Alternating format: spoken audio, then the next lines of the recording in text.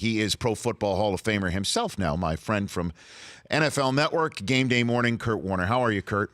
I'm good, buddy. How are you? I'm fine. Did you know Anquan was wavering about playing football, Kurt? Well, I knew he was wavering. I'd actually had some conversations with him leading up to the Hall of Fame because I wanted him to come down and join me, and he was just contemplating as he went farther and farther into the off season, and no deal really done.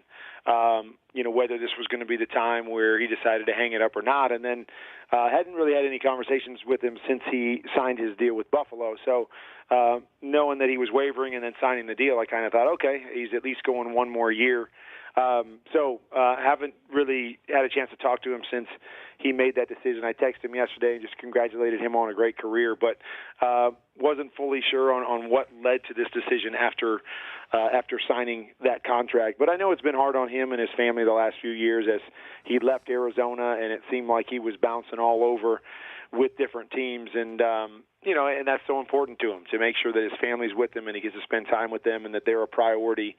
And so I'm sure a lot of that played into this decision, but definitely was surprised after he signed the contract that he decided to pack it up. And when did you first meet him? Just when you strolled in from the Giants? Was that the first time you met him? Exactly. I didn't know a whole lot about him, and one of the stories, Josh McCown was a guy I knew that was here in Arizona when I came, and I was coming from St. Louis, obviously via the stop in New York, and and Josh kept texting me and telling me, hey, Anquan, you're going to love Anquan. He's just like Torrey Holt. And, here I am. I'm sitting here with a future Hall of Famer and going, okay, that's high praise, but, I'm going to reserve myself to really see that because there's not very many guys that are like Torrey Holt.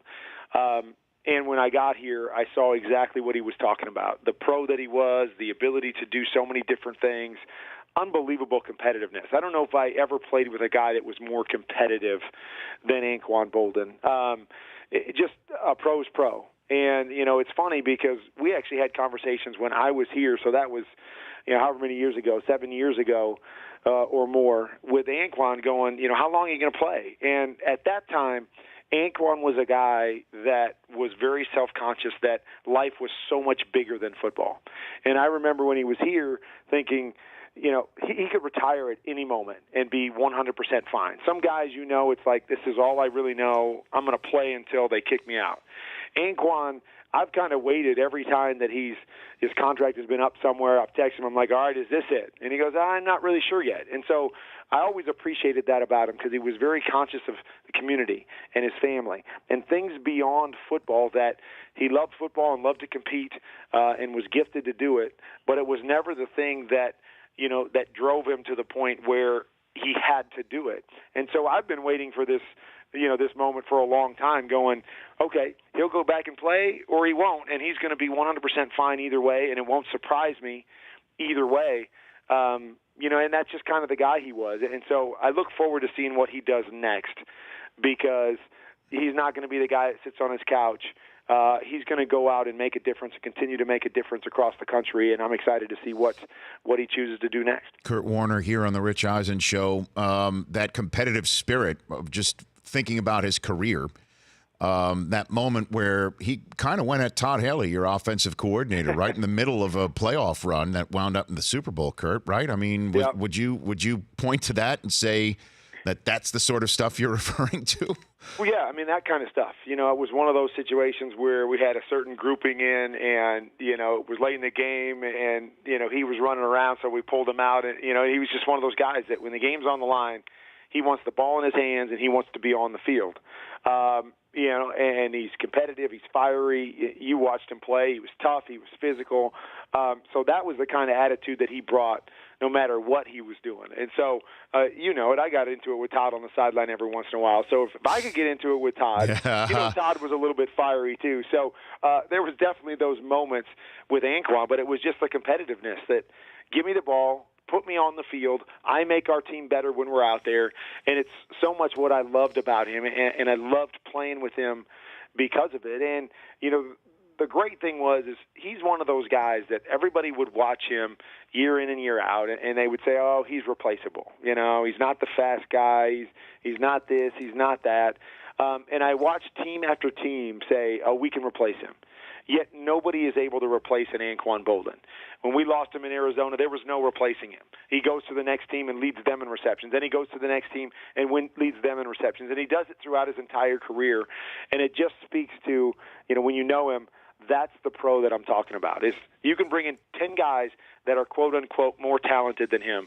You won't find a better pro. You won't find one that knows how to play the game better, and you won't find one more competitive, so you'll never be able to replace that guy, even though team after team after team tried, because what they saw with their eye didn't always calculate. But as we know, Rich, that's kind of the business, isn't it? They look with their eye and think that always dictates the football players. But Anquan Boldin was one of the most special football players I was ever around. Well, I mean, and we talked about it earlier on the show in the same way that I talked about it when he got signed with the Buffalo Bills. I think he is a Pro Football Hall of Famer. I mean, he has numbers that are up there. Do you think that he is? I don't think there's any question. And again, I speak to what I know. The problem with it is just like, you look at the numbers, and I agree with you. Numbers speak for themselves. But another guy like Isaac Bruce, who I believe belongs in the Hall of Fame. Oh, sure. Quiet, unspoken guy, a soft-spoken guy that doesn't say a whole lot, doesn't garner the attention that he deserves because he's not one of those flamboyant guys, yet everything about him says Hall of Famer. Same to me with Anquan Boldin, is that you sometimes look at the physical things and say, oh, maybe he doesn't quite look like a Hall of Famer. But when you watch him play, when you play with him, you just say, that guy's special. That guy is different. And the numbers to me bear it out.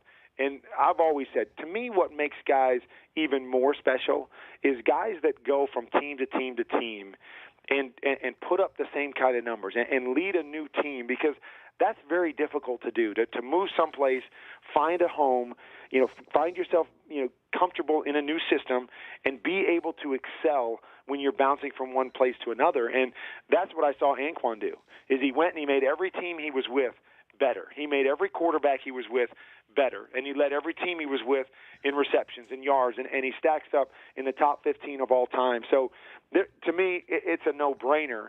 But unfortunately, some people might just see, okay, he doesn't quite match up physically with some of these other guys, and put that as a strike against him, where I'd step back and look at it and say, that to me should be a strike for him that says, even though maybe he didn't possess exactly what these, elite athletes possess in certain ways, he more than made up for it with the player that he was and the way he competed and played this game. And that, to me, adds more to his resume. And I hope one day that he slips on a gold jacket and is up on that stage with me. Well, I mean, a couple more minutes here with Kurt Warner. Here's the deal, is that in Arizona, there was Larry Fitzgerald, who was a bona fide first-ballot Hall of Famer. When he was in Baltimore, when he won the Super Bowl, when he scored the first touchdown for the Ravens in that Super Bowl, the star of that team was essentially the defense, right? So There was Ray and there's Ed. So there's always been that other shining light that everyone's been focusing on while he's toiled. And then when you talk about the special moment that people recall for their career, and I know this is something that you don't really like to talk about a lot, Kurt. People bring up the fact that he had his face broken in many different spots, and he came back. And I know you threw him the pass, and that was a very emotional moment for you and your family as well. Would you walk us through the courage, I guess, that that Anquan had or possessed during that moment? There's so many different things. I saw his competitiveness every single day. I saw his toughness every single day. I saw the way he competed and the way, physically he dominated football games. But that sequence was, it was like nothing you've ever seen before. To see what he went through, to understand the depth of those injuries and the position that he plays, where you have to trust the guys around you, and you have to put yourself in those situations with no fear to be able to play that position the way that he did. And so to go through that sequence, and as you said, nobody really understands how hard that was on me. I know if it was that hard on me, how much more difficult that had to be on Anquan and his family and the people around him. And to see his unwavering commitment to come back, how quickly he was able to to conquer those fears and that situation and come back and help our team. There was 52 guys in our locker room that watched that guy in awe and were inspired by what that guy did to get back on the field and what he put on the line for all of us. And again, a lot of people might see that as the football player. I see that as the person and the character that underlies all of that. But it was incredible to watch that. And as I said, we were all inspired and wanted to battle for that guy as much as anybody because we watched what he did and what he put on the line for each and every one of us. All right, before I let you go, Kurt, put on your game day morning hat. We've got some quarterbacks, including the one who threw Boldin all those passes in Baltimore, Joe Flacco. He's not even up and practicing. Hasn't thrown a pass with his back. And you've got Cam, who didn't play this week again, and Andrew Luck. Who the heck knows when we see him again? How concerned should everybody be that these guys are not going to be ready for week one? Fully concerned. Because we know it gets to this point, and every quarterback that feels like they're in a position to play are going to be out there playing and competing. And, even if they're trying to save them for week one, I'm worried for that standpoint. Worried that you don't get any reps and you're missing all of this time and think you're going to be that guy when you step between the lines game one.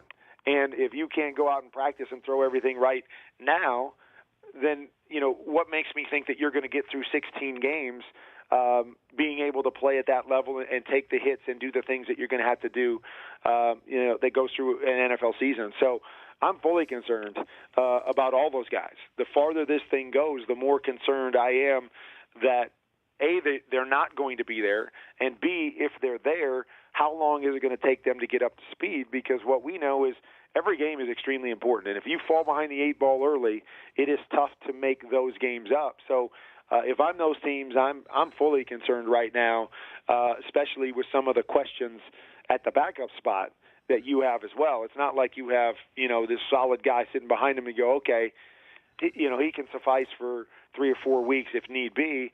I think all those teams are in situations where you're really wondering what you're going to have and what you're going to be with the guy behind them. All right, Kurt. 2 weeks from tomorrow is our game day morning season preview show. Man, it's time. Let's go. I know. You working on your Super Bowl prediction? You got it? Yeah, I'm sure I'll have it ready. Okay. Sure, I'll put a lot of time into that. So to make sure, because you know picking this year? Kurt, I've got to defend. You get to pick this year? I'm defending my title. Okay. I was just curious. Kurt, I'm defending my championship from last year. You know we let you win last year, right? I am thoroughly in the dark on that, like the solar eclipse, sir. That's all right. We like it better when you think that it's all right. Is it really? Okay, Kurt. Love you, man. We'll see you soon. Okay, you got it. That's Kurt. The Rich Eisen Show. Weekdays at noon Eastern on radio stations across the country and audience. If you like that, please download our app. There's lots of fun things there other than just more of the videos you just saw. You can call us from the app. You can email us from the app. Just download it. Trust me, you'll enjoy it.